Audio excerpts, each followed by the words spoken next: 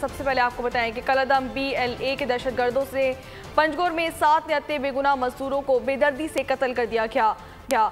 दहशतगर्दों ने खुदाबादान में घर में घुसकर फायरिंग की। जाबाहक मजदूरों का ताल्लुक पंजाब से था। फायरिंग के वाक़े में एक मजदूर शदीद जख्मी भी हुआ, जिसे तशवीशनाक हालत में अस्पताल मुंतकिल कर दिया गया है। पुलिस हुकाम का कहना है कि कत्ल होने वाले मजदूर इराकी मकान में रहायश पसीर थे जो पंजगोर में घर की तामीर कर रहे थे।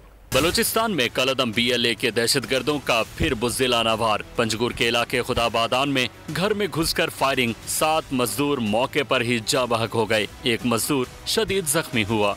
जिला इंतजामिया का कहना है कि जाँ बहक अफराद का ताल्लुक पंजाब के मुख्तलिफ इलाकों से है, जिन्हें कलअदम BLA के दहशतगर्दों ने सफाकी और बेदर्दी से कत्ल किया। मकतूलीन खुदाबादान पंजगुर के इलाके में घर की तामीर पर मजदूरी कर रहे थे। मकतूलीन में साजिद, फयाज, खालिद, शफीक, इफ्तिखार, सलमान और बिलाल शामिल हैं, जबकि जख्मी की शनाख्त मोहम्मद रमजान के नाम से हुई है।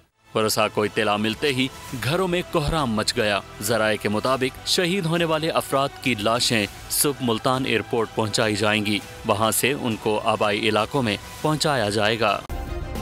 सब्सक्राइब करें और बेल दबाएं ताकि कोई खबर रह न जाए।